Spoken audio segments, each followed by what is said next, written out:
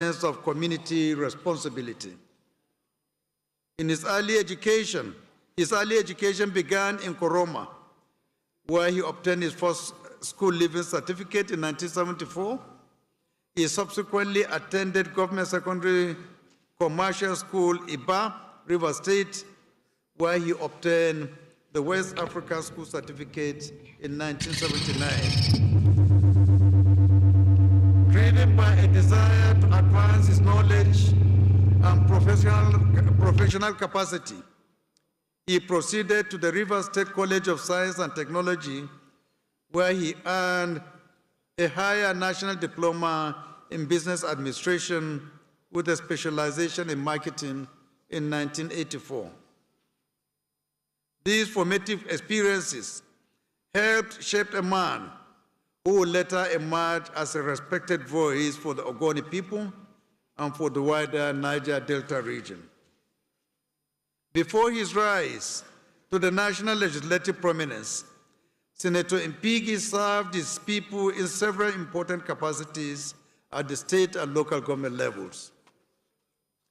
He served as the executive chairman of Thai local government area between 1999 and 2001, during which time he gained recognition for grassroots mobilization and local development initiatives. He later served as Commissioner for Youth Affairs in River State from 2007 to 2008, during which time he championed youth empowerment programs and community engagement initiatives aimed at reducing social exclusion among young people. These early roles prepared him for higher responsibilities within Nigeria's democratic institutions. Senator Mpigi's entry into the National Assembly began in 2011 when he was elected to the House of Representatives to represent Eleme, Tai, and Oibo Federal Constituency of River State.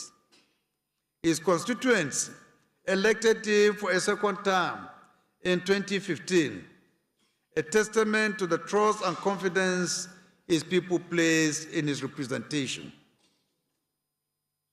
During his tenure in the House of Representatives, he developed a reputation as a grassroots politician who maintained close ties with his constituents while participating actively in legislative work and oversight.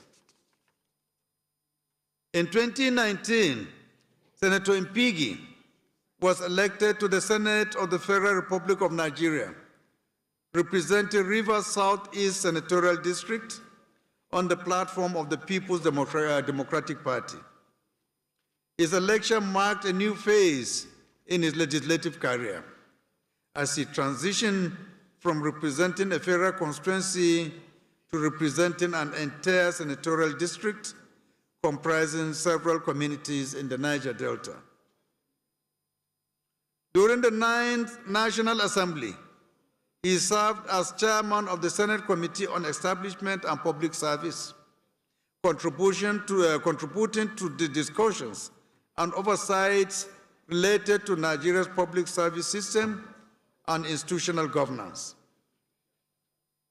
He later assumed greater responsibilities in the Senate. At the time of his passing, he served as chairman of the Senate Committee on Works, one of the most important oversight committees responsible for monitoring federal road infrastructure and national public works across the country. Through this role, Senator Mpigi contributed to discussions on infrastructure development and national connectivity, recognizing that road infrastructure remains central to economic growth and national integration. Beyond committee work, he also played an important role in addressing issues affecting the Niger Delta.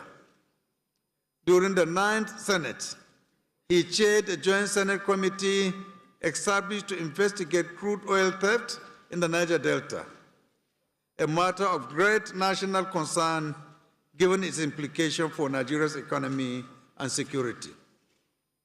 This assignment reflected the trust placed in him to address complex regional challenges affecting the country's oil-producing communities. Throughout his public life, Senator Mpigi was widely regarded as a committed advocate for the people of the Niger Delta, particularly the Ogoni communities in Rivers State.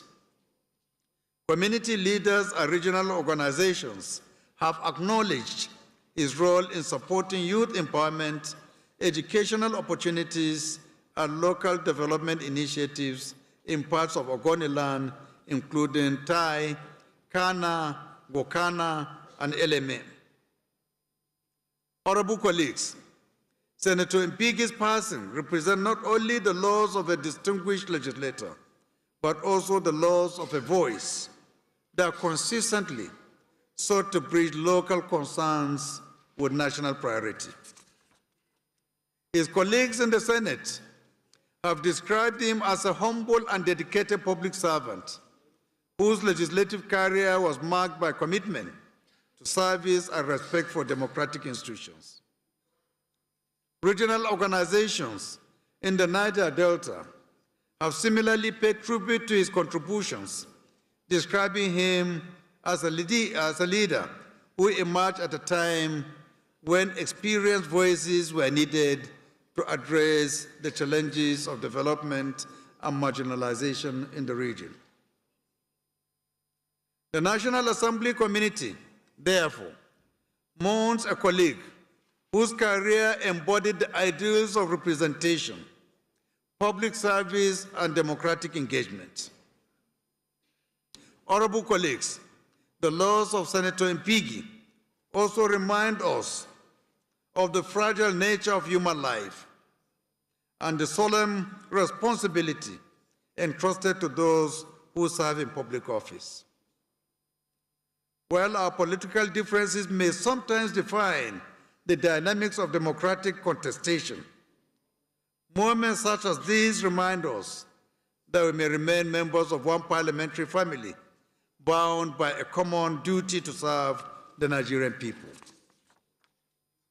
On behalf of the leadership and entire membership of the House of Representatives, I extend our deepest condolences to the family of the late Senator Barinada Mpigi, to the government and people of Rivers State, and to the people of Rivers Southeast Senatorial District, whom he served with dedication. His life of service, commitment to grassroots politics, and contributions to legislative work will remain part of the National Assembly's institutional memory.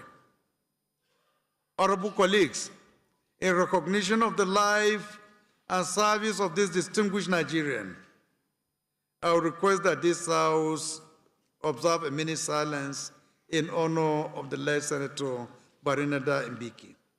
May his soul rest in peace.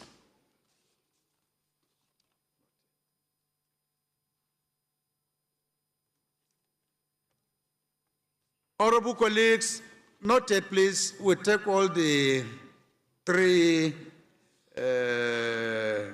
prayers together. It is with deep sorrow, honorable colleagues, and heavy heart that I inform this honorable House of the person of a devoted member of our parliamentary family, my Deputy Chief of Staff, Legislative, Dr. Chamberlain Nnamdi Dunku, PhD, KSC, who departed this world in the early hours of Saturday, 7th March 2026. His person has left the office of the Speaker and indeed the entire House of Representatives in mourning.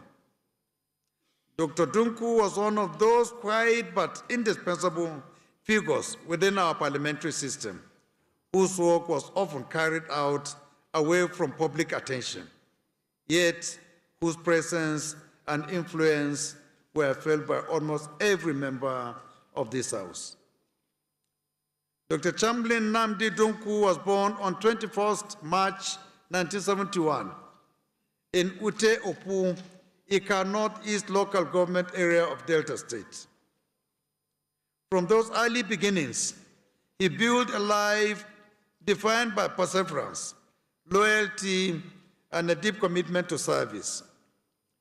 He pursued his education with diligence and intellectual discipline, eventually earning a Doctor of Philosophy degree. Yet, despite his academic accomplishments, he remained an exceptionally humble man. Titles and positions never altered the warmth with which he related to people. True to his nature, he did not remain seated at a single table. Instead, he moved from table to table across the hall.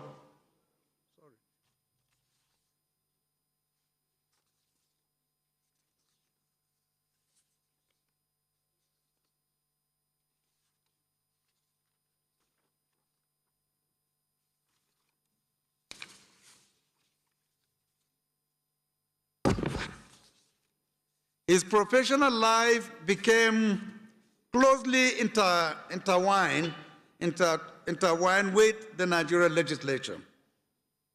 Before joining my office, he served as special assistant to the former Speaker of the House of Representatives, Right Honorable Femi Gbajabiamila, in the Ninth Assembly. In that role, he gained extensive experience in parliamentary administration and relationship management within the legislature. When the consultations and political engagements that preceded the leadership contest in the 10th House of Representatives were underway, Dr. Chamberlain played an energetic role in mobilizing support for my candidacy for Speaker. He traveled, consulted widely with members, and worked tirelessly to build understanding across political and regional lines. His efforts during that period reflected not only his loyalty, but also his deep belief in the institution of Parliament and its leadership. Following the inauguration of the 10th Assembly, I appointed him as Deputy Chief of Staff Legislative on 26 June 2023, a position he served with extraordinary dedication until his passing. Honorable colleagues, many of you knew Dr. Duku not merely as a member of the staff of the Office of the Speaker, but as a friend. Few individuals in the National Assembly possess the kind of personal rapport he cultivated with members. He knew many members, not simply within the legislature, but as individuals whose families, homes, and personal circumstances he came to know over the years. He visited members in their homes, celebrated with them in moments of joy, and stood with them in moments of difficulty. One of the traditions he upheld with remarkable enthusiasm was celebrating members' birthdays. Whenever a member marked a birthday, Dr. Chamberlain ensured that a cake was arranged, colleagues gathered, and the moment was celebrated. With characteristic warmth and humor, he would offer glowing words about the celebrant before leading members and staff in singing Happy Birthday. These moments strengthened the bonds of fellowship within the House. His concern for colleagues extended beyond moments of celebration. Whenever a member fell ill or was hospitalized, Dr. Chamberlain made it a personal duty to visit. He believed that such gestures of solidarity were essential to the spirit of parliamentary community. Honorable colleagues, many members have shared personal experiences that illustrate the character of the man we mourn today. One such account comes from our colleague, Honorable Kayode Moshood Akiolu. During the party primaries preceding the 2019 National Assembly elections. Dr. Chamberlain intervened firmly in defense of fairness and due process when members' rights were at risk of being disregarded. At the time, Dr. Chamberlain had never met him and did not know him personally. Yet he insisted that justice and due process must prevail. Their principled intervention helped ensure a fair outcome in the primaries. Honorable Akioli subsequently emerged successful from the process and was elected into the 9th and later the 10th House of Representatives.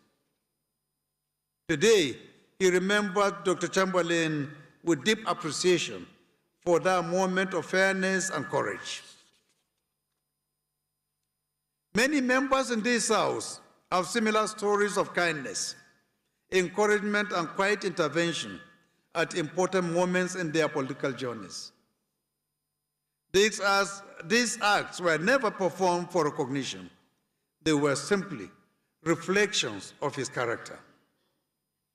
One of the defining aspects of Dr. Chamberlain's personality was his difficulty of saying no, because he genuinely wanted to assist everyone. He often accepted responsibilities far beyond what was expected of him. At times, this placed him in difficult situations, yet it never changed his temperament. Even under pressure, he remained calm, respectful, and courteous. Those who worked closely with him will attest that he never raised his voice in anger against any member or staff. His humility was also reflected in the way he addressed people. Regardless of status or position, he addressed everyone respectfully as sir. It was a simple but powerful expression of the respect he carried for others. Dr. Chamberlain possessed remarkable energy, humor, and affability.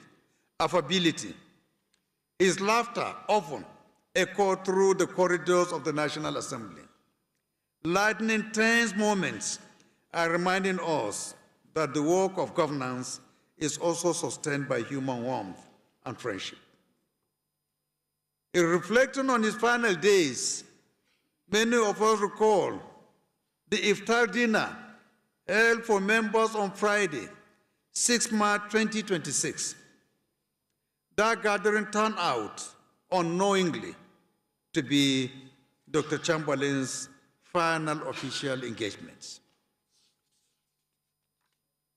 True to his nature, he did not remain seated at a single table. Instead, he moved from table to table across the hall, greeting members, exchanging pleasantries, and discussing issues of interest to them. As he did so, he enthusiastically invited colleagues to a swimming event scheduled for the following morning, which he had been organizing as the president of the Nigeria Aquatics Federation. That evening captured the essence of who he was: energetic, engaging, and constantly connecting with people. With the benefit of hindsight, that moment now feels like a fitting final farewell. In his usual manner, he spent those final hours among colleagues, greeting everyone, laughing, discussing plans, and continuing the work he loved. Dr. Chamberlain also had personal quirks that added color to his personality. Many who worked with him knew of his fear of elevators and flights. Despite his office being on the 4th floor, he preferred to take the stairs rather than to use the elevator. It was not unusual to see him climbing the stairs several times a day.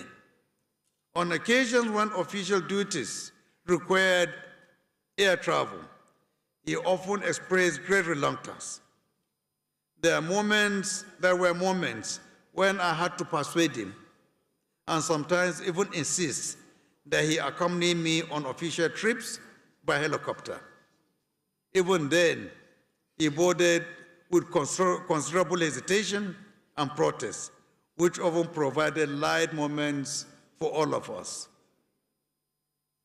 Beyond the legislature, he served the country in other capacities. As president of the Nigerian Aquatics Federation, he was deeply involved in promoting swimming and aquatic sports across Nigeria. Even on the evening before his passing, he remained fully engaged in organizing activities for the Federation.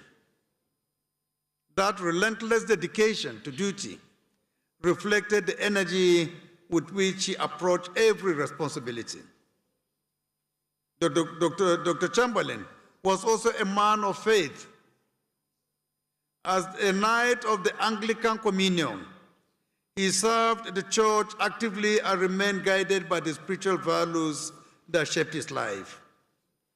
In his home state of Delta, he remained engaged in community and political activities, contributing to grassroots mobilization and development efforts. Honorable colleagues, the sudden passing of Dr. Chamberlain at 54 years of age reminds us of the fragility of life. He was in the prime of his life, full of energy, full of plans, and full of hope. His sudden departure calls us to reflect on the brevity of human existence and the importance of the legacy we leave behind. Positions, titles, and offices are temporary. What endures are the relationships we build, the kindness we show, and the institutions we strengthen. Dr. Chamberlain leaves behind a legacy of friendship, humility, loyalty, and service. Like every human being, he was not perfect. None of us is. I therefore humbly request that all who knew him forgive any shortcomings he may have had, and remember him instead for the many strengths and virtues that defined his life. For me personally, he was more than just a staff.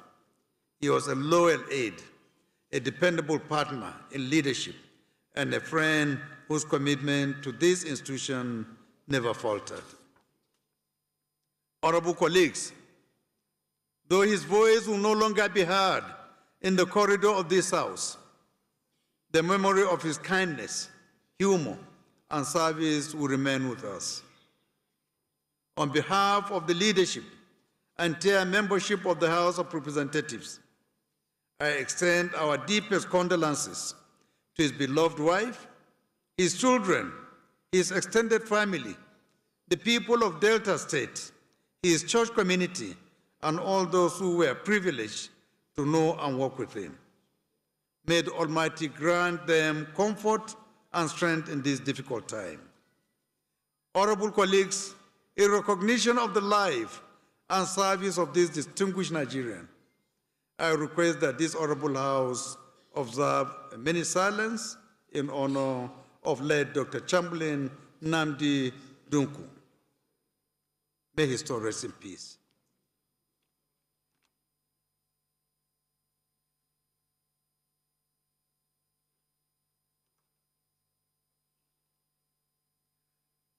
Before we rise up for prayers, please, a small announcement coming from the Deputy Speaker and the leadership as a whole, that after this sitting, the Deputy Speaker will lead leadership and members of this Honorable House to condole the family of Dr. Chamberlain. So if you are free and you have the opportunity, please join the Deputy Speaker to visit his family. It will be well appreciated. Thank you very much. Shall we please rise for a minute silence?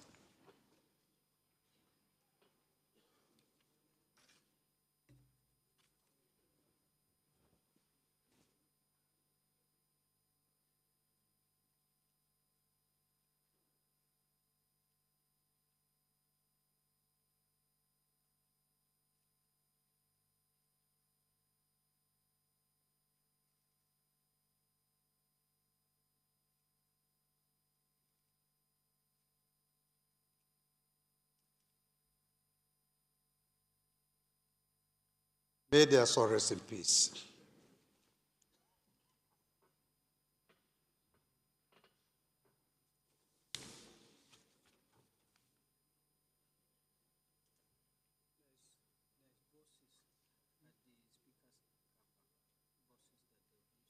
Okay, please, my attention has just been drawn to the buses that have been parked at the Speaker's entrance, the main entrance of the House of Representatives, for members who may wish to go and pay their last respect to our dear friend and brother, Dr. Chamberlain. So please, you don't need to use your vehicles if you don't want to. Buses have been provided for use of members through the house of late Dr. Chamberlain. Leader of the House, please can you move for the House to adjourn to tomorrow, 11 a.m.? Thank you very much, Mr. Speaker. I'm Professor Julius Ihonviri, representing Owan Federal Constituency, Edo State. I rise to move that the House do adjourn plenary to tomorrow, 11 a.m., same venue. I so move.